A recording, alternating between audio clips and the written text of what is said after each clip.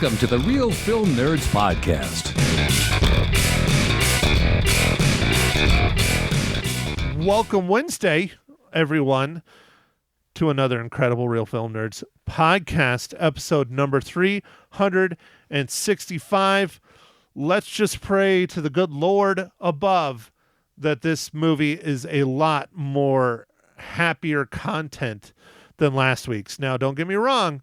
The Zone of Interest is an incredible film. I really liked it, but it is a tough subject to tackle. I don't know if I'll ever watch that movie again, but God, it was good.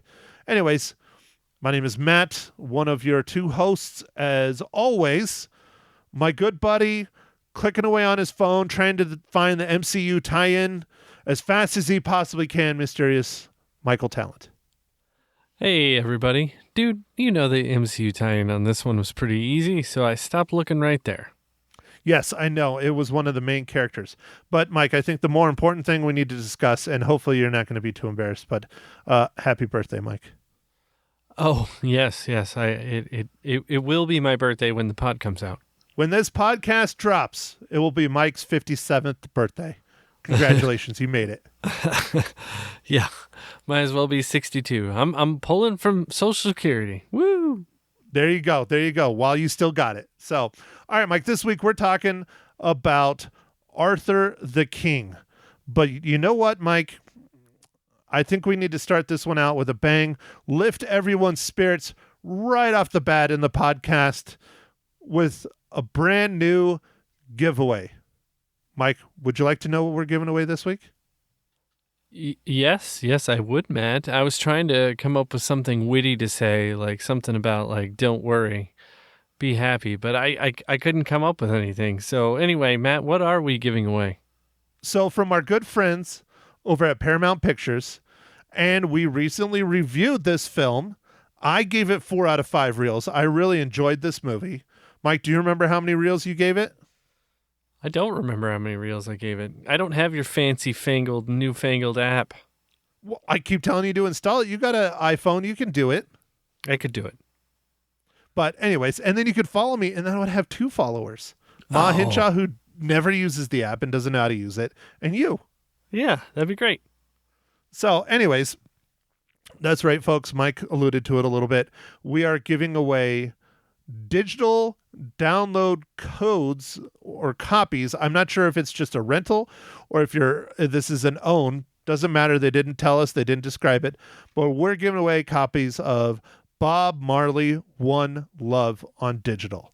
So, Mike, for our listeners to be able to win or be put into the drawing to win a copy of Bob Marley One Love, what should they do? All right, Matt. I was trying to think of something fun and simple for this one, so I think you came up with this, and it's perfect. You just tell us your favorite Bob Marley song.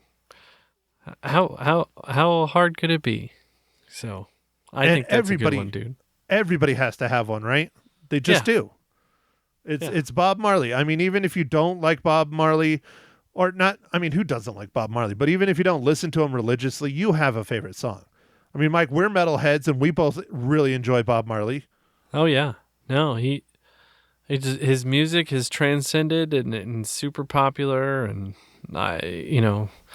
people have heard it everywhere. It's just, you've heard it. All right, so shoot us an email, Mike@realfilmnerds.com or nerds@realfilmnerds.com. Tell us your favorite Bob Marley song. We'll drop you into the contest to be entered to win a digital copy of Bob Marley One Love. And let me get to my business right now. Bring home Bob Marley One Love on digital now. Celebrate the life and music of an icon who inspired generations through his message of love, peace, and unity. Buy Bob Marley One Love on digital today and get over 50 minutes of behind-the-scenes footage and deleted scenes.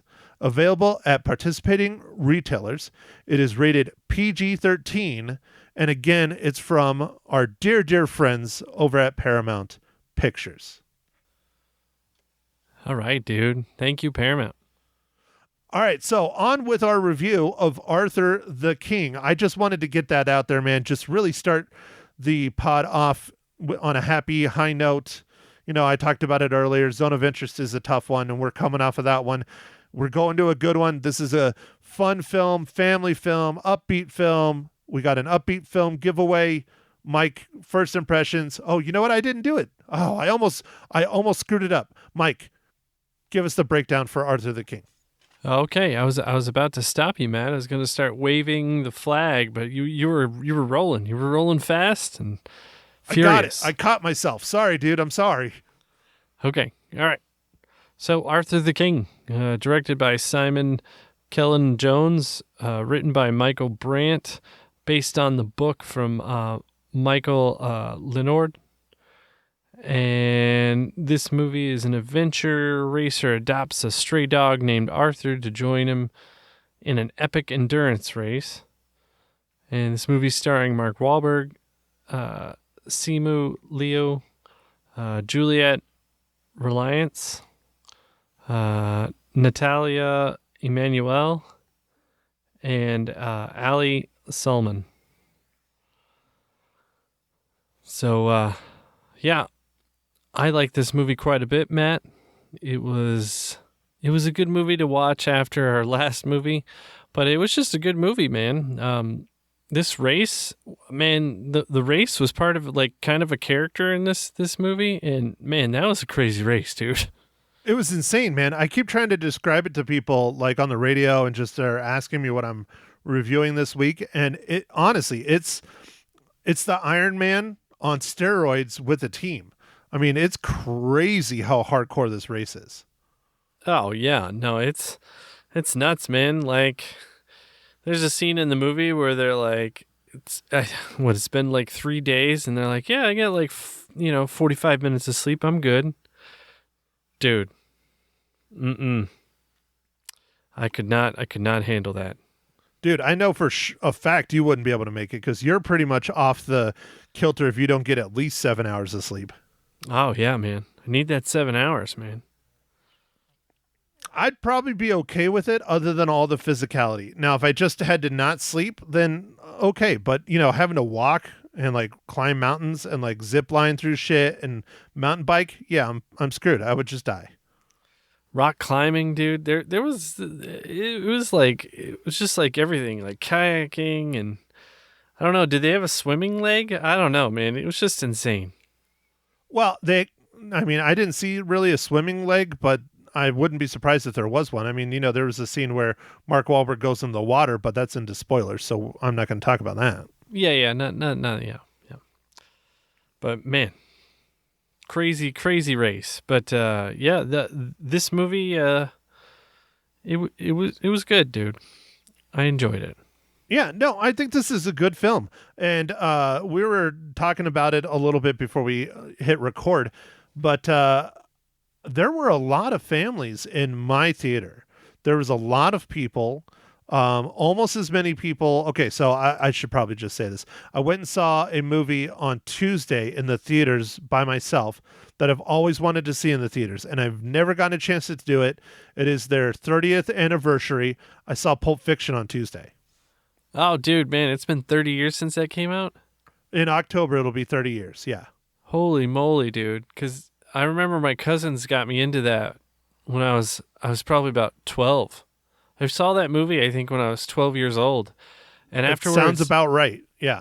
And afterwards, I looked at my cousin, Brian, and I said, the hell was that about? Because the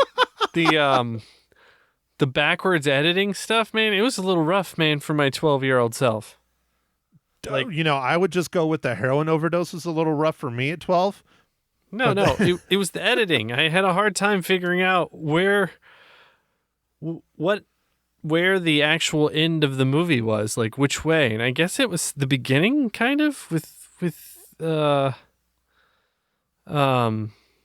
kind of, but not. John Travolta's character getting whacked. Isn't that kind of the end? Yeah, I would, well, yeah, but that wasn't really the beginning. I would consider that kind of the end with Butch and everything and riding off into the sunset kind of thing. Yeah. But that wasn't really the beginning. That was kind of, almost towards the end. But yeah, I never saw that in the theaters, and I wanted to go see it in the theaters, and it was $5, and the theater was fucking packed because there was only one showing. It was packed for a Tuesday night in Prescott. There was probably 80% capacity. When I went and saw Arthur the King on Thursday, I went to the late show, which was the 7:30 show. Same thing, dude. It was at least 75 to 80% full, and it was mostly families. And I thought that was great. I'm like, man, this is going to be a good turnout. They're going to make some money. And it was a great film. I enjoyed it. I thought it was a lot of fun. Is it going to win any awards? No. Is it going to be memorable forever? No. But it was just a good time. Like, period. It was just good. Yeah. No, it was good. And how we alluded to earlier, Matt, it did okay at the box office, but they were expecting a little bit better. And, I'm not sure why it didn't do better. I mean, it has Mark Wahlberg. It's like a family movie. It's got a dog in it. Like, I feel like that would bring a lot of people out to the theater, but it seems like people are just waiting for stuff to come out streaming because it happens so fast. I just saw today that now Hulu is going to start cracking down on password sharing as well. So, Mike, here's my question for you. As all these streaming services continue to crack down on password sharing, they see a bump in subscribers when they first start cracking down on them, which is fine. But I'm wondering long term if it's going to hurt them because not everyone can afford all these freaking streaming services every month, which put them all together costs way more than cable every month. Yeah, what I think is going to start happening a lot more, and I've already seen people who like basically advocate for this, and it's like basically they'll wait, they subscribe for like a month or two when there's periods of new content that are worthwhile, and then they go move on to the next one, and they just kind of exist on one for like a couple months, like basically like, oh, I'm going to get Netflix for a couple months because they got this and that and this thing. And then I'm going to move on to Hulu because they came out with a couple shows that I kind of like. And then I'll move on over to HBO Max because they've got, the new Game of Thrones is out, or whatever, Dragons, or, whatever the thing is, right? And so what I think is going to end up happening is there's going to be a lot of like churn, kind of, where people will pick and choose, like, oh, the new Stranger Things came out, so I'm going to, get Netflix for that, but I'll wait until it's all the way out. Like if they start like a lot of them are releasing shows like every week, like even Amazon Prime did it with the Reacher. It came out like I think 3 episodes up front, and then you had one every week, and they've done that with The Boys as well. And I think they did that with Lord of the Rings. What I think people will do is they'll just wait until they're all available, get it for a month, watch all the stuff that they want to watch, and then they'll cancel. Yeah, that's a good point. So have you done anything like that yet, Mike, or no? I haven't really, but I've been seeing a lot of these articles telling you like, oh, this is the one you should drop this month, and this is the one you should pick up, like exactly what to do. Yeah, and like when and how. Yeah, well, I mean, I don't know if it's all those details, but I mean, it's like what they're going to do. They're basically, these people are, and it makes sense. I just want to pay for one streaming service, so they do. They pay for one. They just choose a different one every month. So not to keep talking about this because we need to talk about Arthur the King, but I think this is going to be to, the streaming service's detriment, because if you pay for a year for one, I pay for a year of one, someone else, like my sister pays for a year for one, and someone else pays for a year for one. That's 4 year-long subscriptions versus a month where it's $12. from each one of us. You know what I mean? Yeah, no, I'm not saying it's going to be a good thing.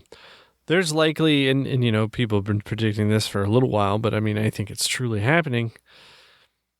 There's going to be some consolidation of the streaming services, and then there's going to be some that just go away. Like, it costs a lot to running a streaming service. I don't think people realize how much it costs. It does cost a lot to have all that. Especially the sheer level of servers to hold your content, let alone the bandwidth for everyone hooking up to those servers. Yeah, no, I mean, the internet's great and stuff, but it's not cheap to host and have all this content just kind of available on the whim. And I even think that some of the providers have been pulling back some of the content just so they don't have to maintain the storage levels of all their CDNs, their content delivery networks, like of stuff, because it's also about getting stuff to the edge, right? You don't want, you know, when I'm streaming something, let's say if I was in like New York City, but the content's over there in Silicon Valley, that's a long way for all of that internet traffic to pass for the stream. So what they do is they copy the stuff over to something that's closer to New York City or in New York City, and then you stream it from that. But you still have to maintain all that infrastructure, and it's just a lot. Right. It's like electricity. It's like having your generating station and your substations. Yeah. No, that's a good analogy, Matt. Thanks, Mike. Yeah. So, all right, to get us back on topic of Arthur the King, Mike, why don't we go through your favorite part of the entire podcast? All right, Matt. So what are you drinking this fine morning, evening, afternoon?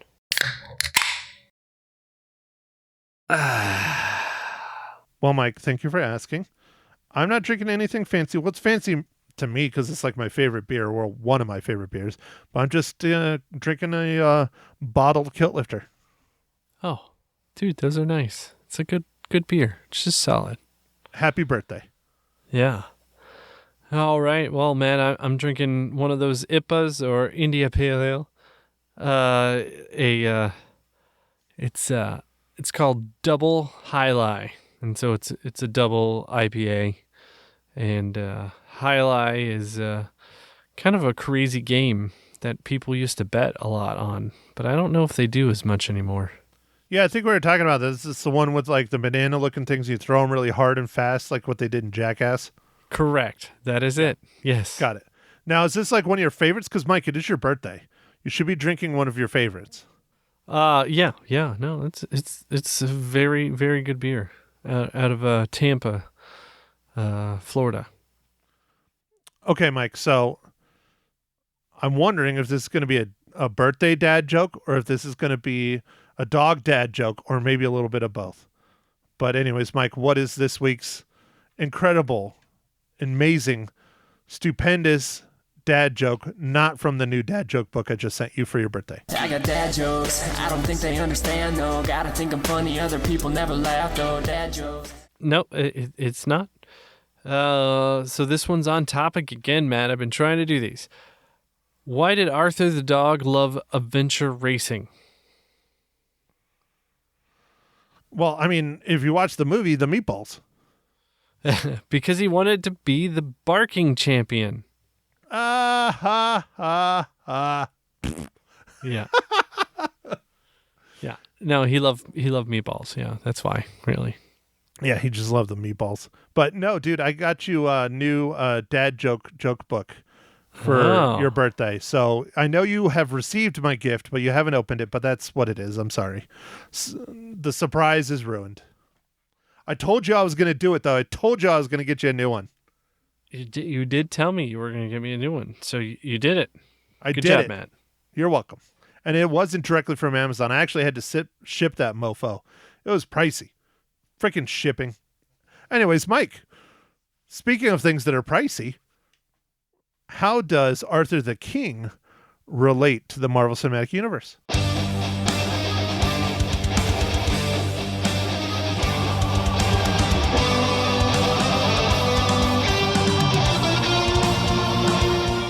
Ooh, Ooh, dude, that was good, dude. That was good.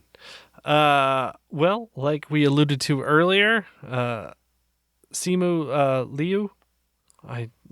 Liu. No, you got it. It's Simu Liu. Yeah. Yeah, Simu Liu was in Shang-Chi and The Legend of the Ten Rings. I think wasn't he in a couple others where he made cameos? I don't remember. You'd probably know. Yeah, I think he was. But yeah, he was. Yeah. But yeah, So- that was his big role. Was in Shang-Chi. Yeah, Shang-Chi. Yeah. I liked that film. I thought it was good, and I hope they make some sequels, but I don't know if they will. I don't know. Anyways, so folks, you know what that means. We are now in the spoiler section of Arthur the King. So if you are one of those people that are waiting for it to come out on streaming and you don't want it to be spoiled because we are going to spoil the hell out of it, you might as well turn it off now. So, Mike, ready, set, spoil. Okay, dude. So I was interested in, after I watched this movie, of course, I enjoyed it quite a bit. I wanted to research a little bit about how true this based on a true story was. And what I found out, it's pretty accurate.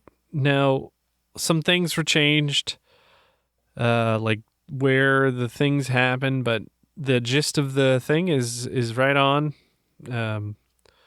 There was a team doing this adventure race, and this dog tagged along, and like a lot of the things in the movie happened. So, What about them not getting first place? Was that true? I didn't see anything about that. I'm not sure. Okay, I was just curious because I was wondering if that was true or if they made that like to make it, pull a little bit more on your heartstrings. Like they sacrificed not getting first place for this dog that was following them, basically.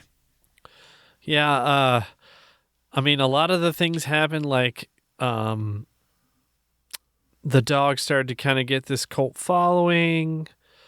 The race organizers told them they couldn't go on the kayak at the end or whatever.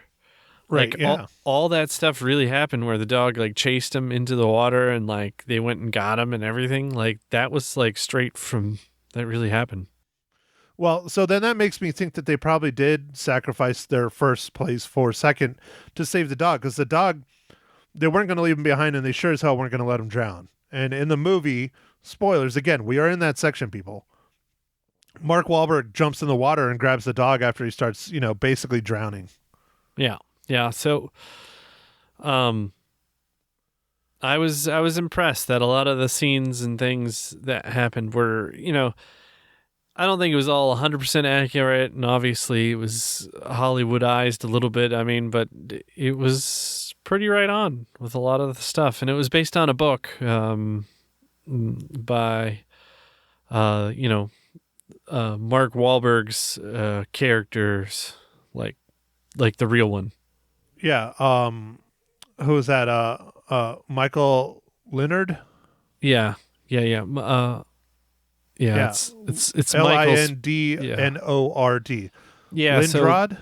Yeah, well, so Lindrad? he's a Swedish guy. So the I can't difference for pronounce the his movie, the difference for the movie was like he was Swedish, and the race was in Ecuador instead of Dominican Republic. But I mean, like it was pretty similar stuff. Very, very similar. Yeah, different parts, different countries, but still that southern, South American area. I mean, Dominican Republic is an island. Ecuador isn't an island, but Yeah, but it was still, I guess same area, same terrain, same kind of stuff. So close to the equator. Yes, there you go. Good. Thanks, Mike. Close to the equator and still on this side versus over in Africa or Australia or one of those, Yeah. But overall, man, I mean, I liked it. I thought it was pretty good. And one thing I want to know, Mike, is this true? Because I didn't research it. I know you did because you owned up to it. The scene with the zip line, did they really do that in real life or was that some made up Hollywood shit? Because that scene was intense, dude. That scene was insanely intense. I'm not sure if that was or not, but I will say when I was reading about it, it did say the incident with like where the dude almost fell off the cliff. Yeah. That was pretty much right on. The only thing was the dog didn't like protect them or whatever. The dog was with them, but Yeah. It didn't stop them from it going didn't stop over them. the edge. They essentially something happened and they heard some like the wind changed or something, and so they didn't fall. But like it was very close to what happened. So I don't know if that did or didn't happen, but man, that was some intense stuff, dude. And like being mountain bikers, Matt, could you No. drag your mountain bike up the on the my cliff, back, dude? No. Not the mountain bikes we had back then. Now mountain bikes today are a hell of a lot lighter. Mike, have you seen some of these professional level mountain bikes today? They're insane, dude. No, but I thought that scene was kind of cool, but at the same time I was like, wait. They can just clip on their mountain bike to their stuff? They have all the gear? No, they had to have some shit set up, probably from their climbing stuff, you know what I mean? Like carabiners and ropes and stuff like that. But still, I wouldn't want to strap a 20, 30, or 40-pound bike on my back. Now, ours were much heavier than that when we were doing it back when we were in high school and, middle school and stuff, because ours were all chromoly, so they were like closer to like 50 pounds. But still, dude, that's a lot of weight to strap onto your back and then climb up the side of a mountain. And then the scene with the zip line where she's like literally her entire weight plus the bike is being supported by the rim of Mark Wahlberg's bike. I'm like, there's no way in hell I would have broken that rim in like 2 seconds. Yeah, that was a pretty good scene. The only thing I didn't like about that scene was the kind of terrible green screen on Wahlberg and the other characters, their faces. Like, Yeah, it was real bad, dude. it was. That's where the budget constraints come in for sure. The other one that bothered me, I don't know about you on this, Mike. That's why I'm just going to bring it up. The cinematography was decent, but it wasn't anything super spectacular. And you would think in an adventure movie with all this incredible terrain, all these incredible places, that the cinematography would have wowed me, and it didn't. Yeah, I mean, I don't know. Maybe it was just budget stuff. Maybe, I don't know. Like, I feel like they could have done a little bit more, for sure. Another thing with, like, the budget constraints, it wasn't too bad, but it was a little bit hokey, was the dog, when the dog was in the water scene. That was, it was like a CGI dog or whatever. Oh, yeah. And he's like, okay, so that's one. I don't know if you noticed this too, Mike. Speaking of the dog, there's a bunch of different scenes where they clearly like CGI'd in like the eyes to make like a reaction from the dog. Because yes, it's probably difficult to get a dog to roll his eyes or do different things to insinuate emotions in a dog. But I could tell certain scenes that I'm like, oh yeah, they CGI'd the crap out of those eyes rolling back and stuff like that. Oh, I don't know if I noticed that as much, but yeah, man. And like my wife, Mags actually saw this. She went with you? Not with me, but she saw it. Oh, And poor Mags. yeah, and so she was like, the scene with like the dog chase. The dog chase where the dog was chasing our main character dog. No, this is the dog chase where the alley dogs or whatever. Yeah, and they're chasing after our main character dog, and he jumps into a truck. Yeah, she was like, Yeah. that was pointless, and dogs wouldn't do that. Probably true. I mean, she is a vet, so she probably would know those things, Mike. Yeah. So she was just like, but she got why they did it. And it's like, there's just a couple things where they were kind of trying to show the parallels of like the dog before, they got, and I mean, I get why they were doing it, but it was just a little bit weird. Well, I kind of liked it because you get the backstory of the dog as well as the backstory of our main character, Michael. because at the same time they're clipping between Michael trying to raise funds and being able to do this adventure team again, and the dog just trying to survive. And I thought that was kind of a nice little not parallel, but a nice showing that it wasn't just like the humans. It was also the dog and where he was and how he came to be and that kind of stuff. And yeah, it was hokey. Yeah, it was a little cheesy, but I kind of liked it. Okay. All right. Yeah. So anyway, no, I liked it. The one thing also that me and Max were like a little bit like, this seems odd, is he's supposedly, kind of like struggling, does some real estate something with his dad. Yeah, his dad owns something, either a brokerage or a team or something, and he's holds an open house for him. Yeah. Yeah. But the house they live in, it's like in the mountains, like just gorgeous. Like what? Yeah, dude, especially in Colorado, that's like a $5 million house probably.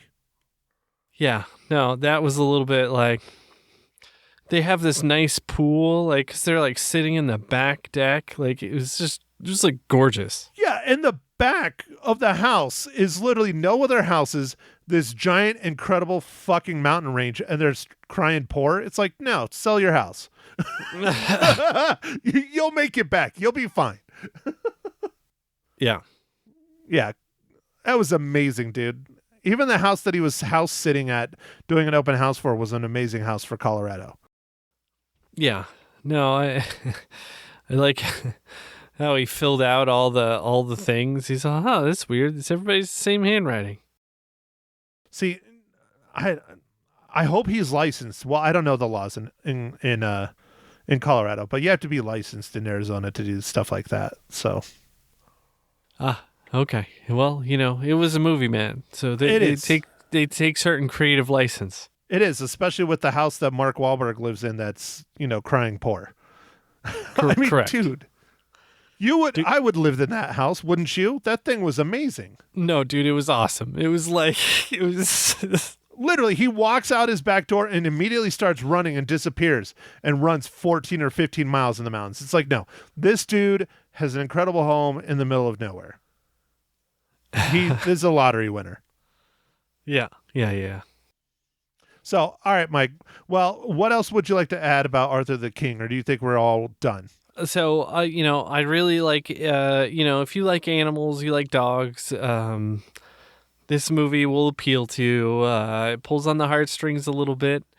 At the end there, man, I was a little bit worried they were actually going to put down the dog, but they don't. So if you're worried about this movie being kind of an Old Yeller type situation, it is not. It has a good ending. You can go see it. Like Mags definitely was. She was like, if the dog dies, I'm not going to go watch it. So did you have to tell her ahead of time? I did tell her. I'm like, you can go watch it. Yeah, because that was one thing I was kind of worried about the whole time, because they definitely were doing the Old Yeller thing. Showing him, in the hospital and showing him struggling and all this other shit. And then they cut to the scene like, 13 months later? And here comes the dog. And you're like, thank God. I wasn't going to talk about it. I wasn't going to spoil it. But yeah, I'm just like, come on, dude. Don't fucking Old Yeller me. Not now, please. I just went on an emotional roller coaster with this dog. Yeah. The dog made it through that whole race, and now you're going to be telling me you have to kick the butt. No, that's horrible. And obviously it was true, because that's one thing I really, really liked. Clearly the guy that did this has a professional photographer that just follows him everywhere. But there's photographs throughout the credits at the end of the actual family, including the dog, and not a handful of cheesy snapshots. I mean, these look like, someone from Time magazine followed him around for like a year. It's pretty wild. Yeah. So this book was written, I think, in 2016, and the thing that happened in 2014. And the dog did pass away in 2020, but it had like a tumor or something. But they did have it for 6 years. So like it wasn't. The dog had a good second part of its life. Well, and who knows how old Arthur was when he adopted him. I mean, nobody knew how old, my dog Bobo was when I got him. They guessed he was about 5 or 6 years old, and he lived for, I think 8 or 9 years, and then he passed away. He got cancer. It just happens, man. You can't control it, Yeah. No. Yeah. I mean, I'd say most dogs tend not to live more than 15 years for just really anything. But there are exceptions, of course. But yeah. Well, like the dog, that I had growing up, it was the only dog we ever frickin' had. Looks very much like Arthur the King. Her name was Sandy. That dog lived forever. Yes, I do remember. Like, seriously, my parents got us that dog when I was like 5 or 6 years old, and she did not pass away until I was in college. And she was not a puppy when we adopted her. Yeah, she lived a long time, dude. That dog lived a long fucking time. My mom was trying to think about it the other day, and she said it was at least 18 years. At least. Yeah, that's 18 years with you guys. With How us? long is that? I don't know how the dog didn't try and kill itself. I mean, maybe she did. That's why we had to put in the gate around the pool. Wow, that was pretty dark. Sorry, Ma, if you're listening to this. That was a dark one. Anyways, okay, Mike, so how many reels do you give Arthur the King? I'm going to give Arthur the King 4 out of 5 reels. I had a great time watching this. I think it was fun. It was a good movie. Mike, I enjoyed it as well. Not as much as you, I guess, because I only give it 3.5. But it's still well worth a watch. Go to the theaters, support the theaters, check this out, get some popcorn, get a cola. Yes, I'm getting old. I said cola. I didn't say Coke. Get yourself a drink. Maybe cola, bring in, sneak in some bourbon to put in your cola, whatever. Your RC, your Royal Crown. Royal Crown, baby. Yeah. So anyways, all right, Mike, do you want to tell our incredible listeners about the film that we are going to talk about and review next week? Yeah, dude. Aren't we watching Roadhouse? Because you were super excited. I am very excited. I really want to see this, but I'm afraid it's not going to be any good, but I hope it's really good. But speaking of the streaming services, this one is actually being boycotted, and I'm sure we can talk about it a little bit next week. Mike, you can do some research on this. But the director of the 2024 Roadhouse starring Jake Gyllenhaal is being boycotted by its director, Doug Liman, because he wants it to be in the theaters and not direct to streaming. Huh. That's interesting. So he's not doing any press tours. He did not go to the premiere. He did not go to the South by Southwest premiere. Nothing. He is boycotting the fuck out of his own film. How did it do in the South by Southwest? Did you see anything, Matt? I didn't look anything up on it. I just know he didn't go and he refused. And he was actually not trying to show it at South by Southwest at all.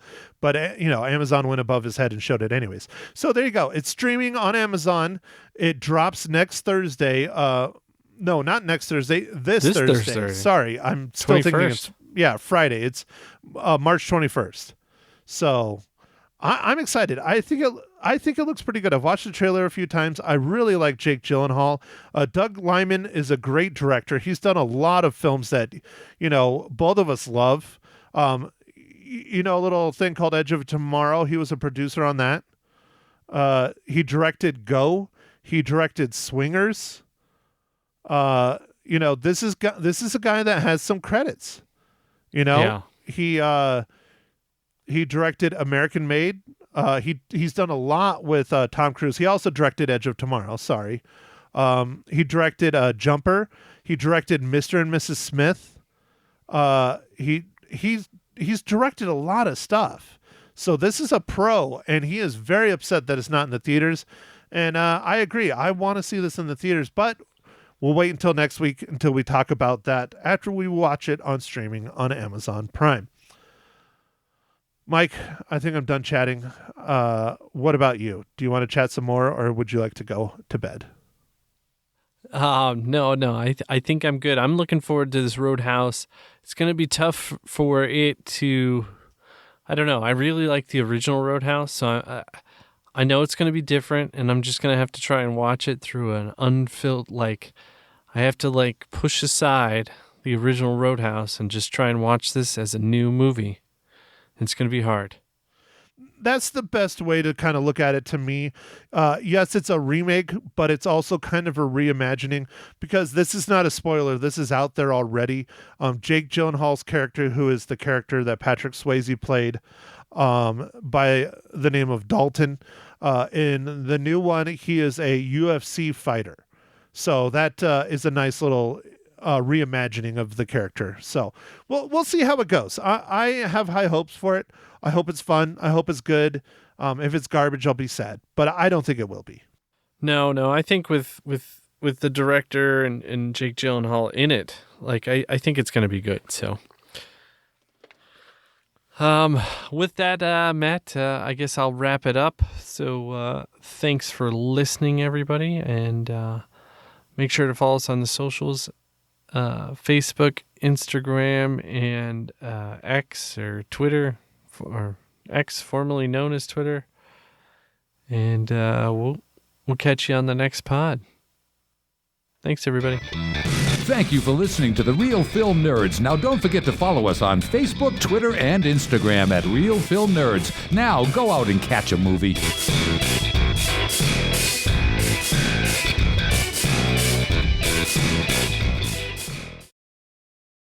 Welcome, everyone, to Ma Hinshaw Loses Her Many Cookies. Episode 55, Arthur the King. Good evening or good night, Matt. However, how are you doing? You know, you don't have to say either, because people listen to the podcast all hours of the day, so they don't know that we're recording at night. Next time I'll say good morning. Okay. You do whatever you want, Ma. Aren't you gonna wish Mysterious Mike Talon happy birthday? Oh, is today his birthday? It is. Oh, happy birthday, Mysterious Mike Talent. Wow. And aren't you gonna wish your daughter happy birthday, because her birthday was technically yesterday? Wait, her birthday is today, the 19th, right? Okay, so I'm trying to talk in the future, because this podcast comes out tomorrow, not today. Oh, okay.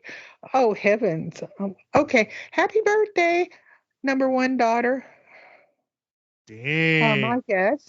Well, she's the first I'm telling one born. Heather. I am telling Heather to listen to your podcast this week. She never listens. She's going to listen now, because you called Meredith number one.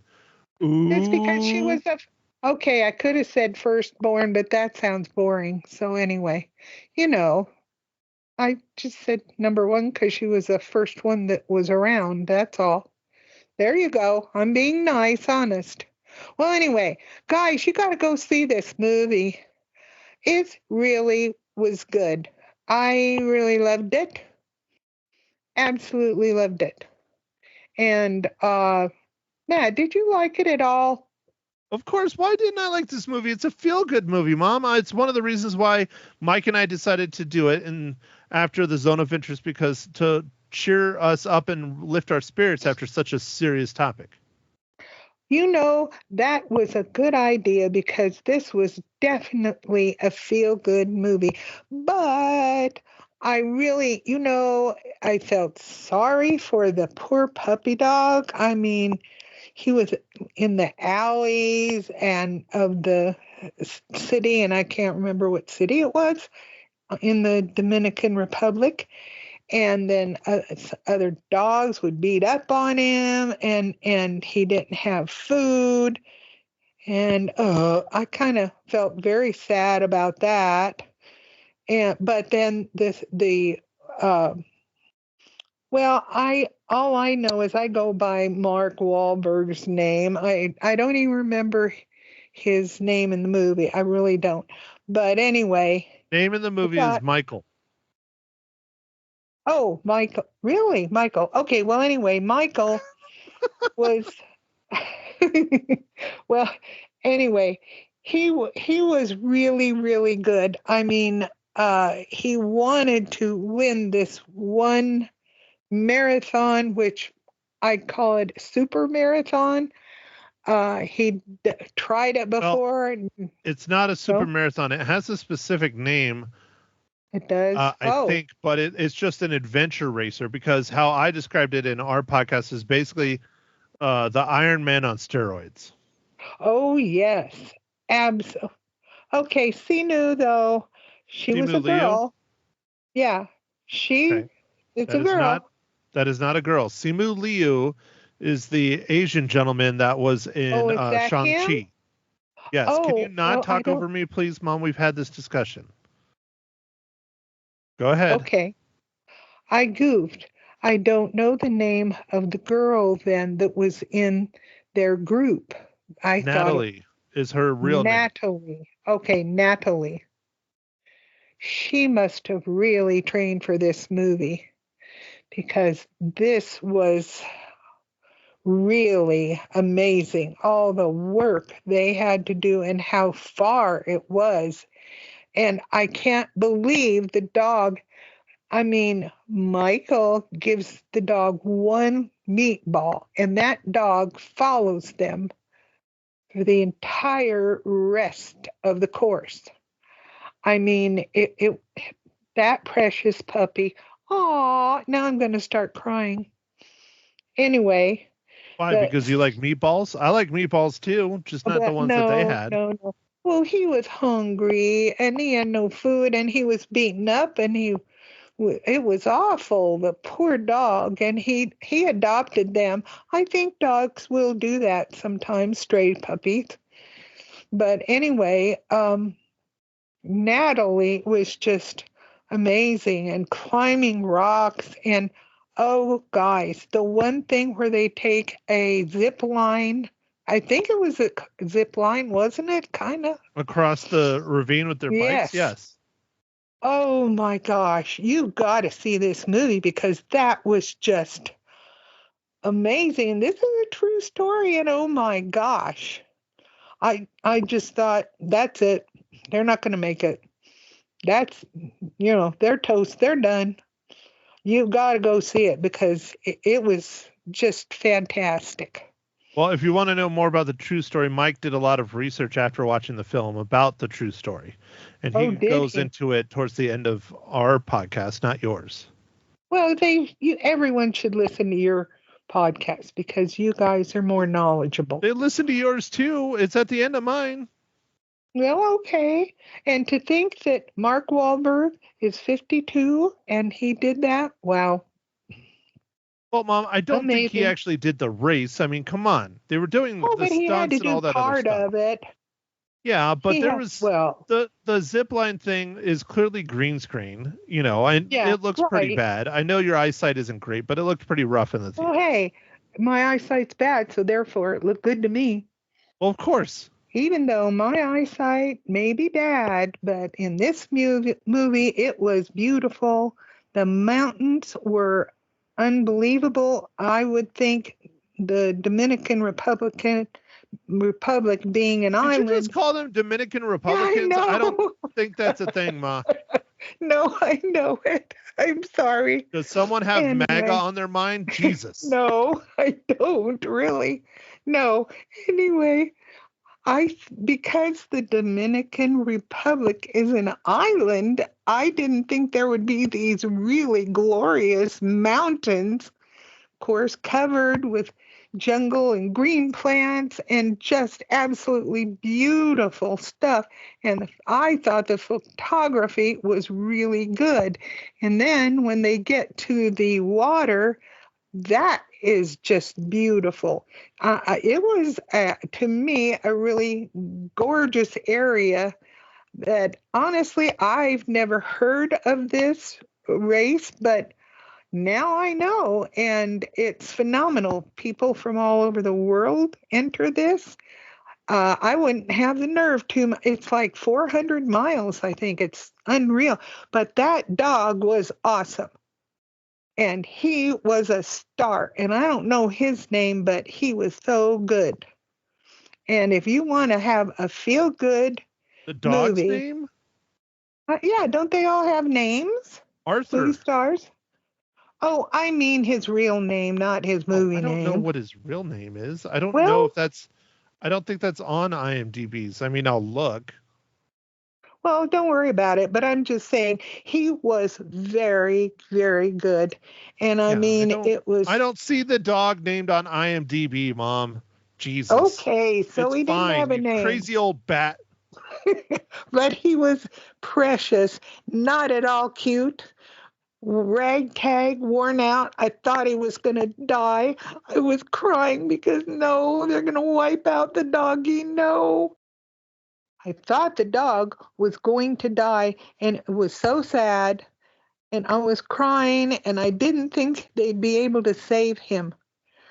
But miraculously, they did get him to America.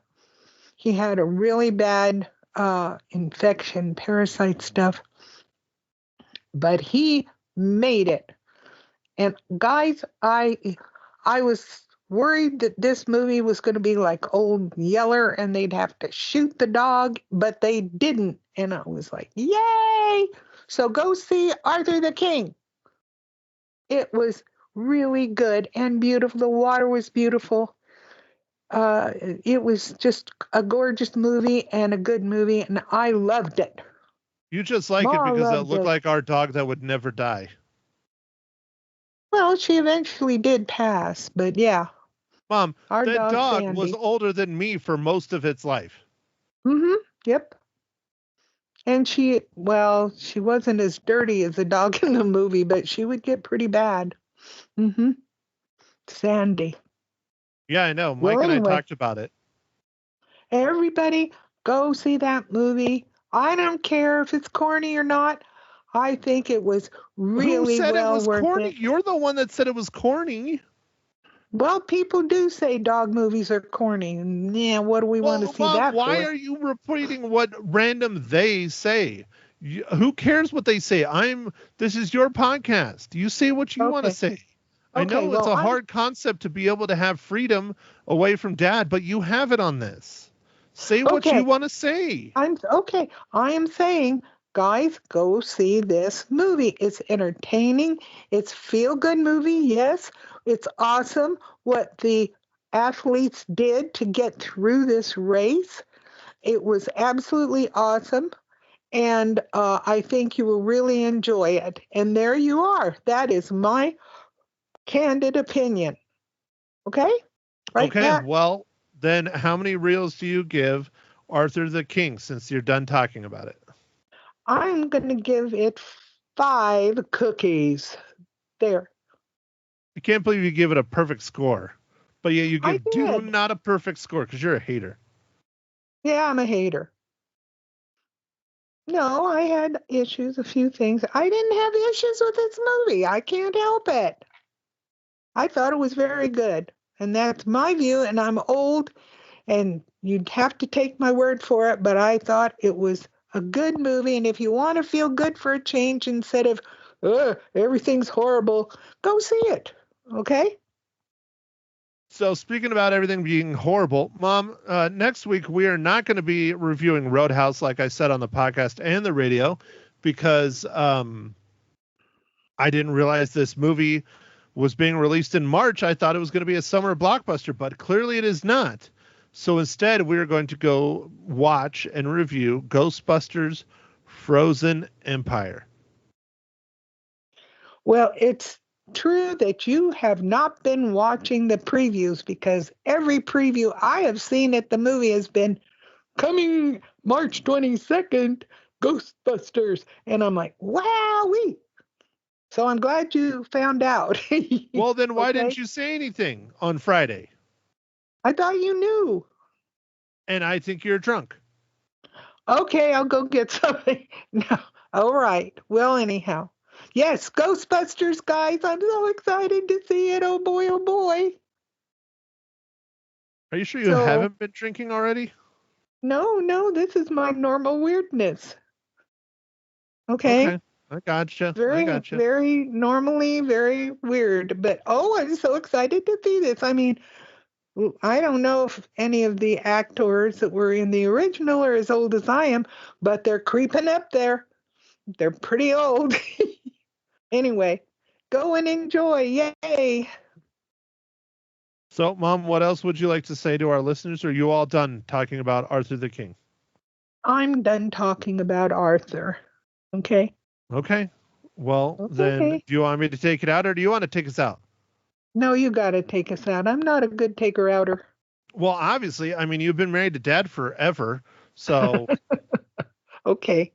all right. Well, thank you, everyone, once again for tuning in to another arousing. No, that's a terrible, terrible way to end it. Another dog-filled episode of. Oh, you know what? That's what I should ask. I should have said how many dog biscuit cookies do you give it instead of just cookies? But Oh, Foo, I'm sorry. Mom, have you ever made dog cookies? No, I haven't, but they like my regular cookies. I'm sure. I'm sure. Mhm. Well, Okay. anyways, thanks again, everyone, for tuning in to another episode. I'm just going to go with episode this time. Another episode of Ma Hinshaw Loses Her Dog Biscuits. Tune in next week, where I'm pretty sure we're going to stick to our plan this time. We're going to chat about Ghostbusters Frozen Empire. Thanks again. Have a good rest of your day, evening, morning, night, afternoon, whatever. Bye.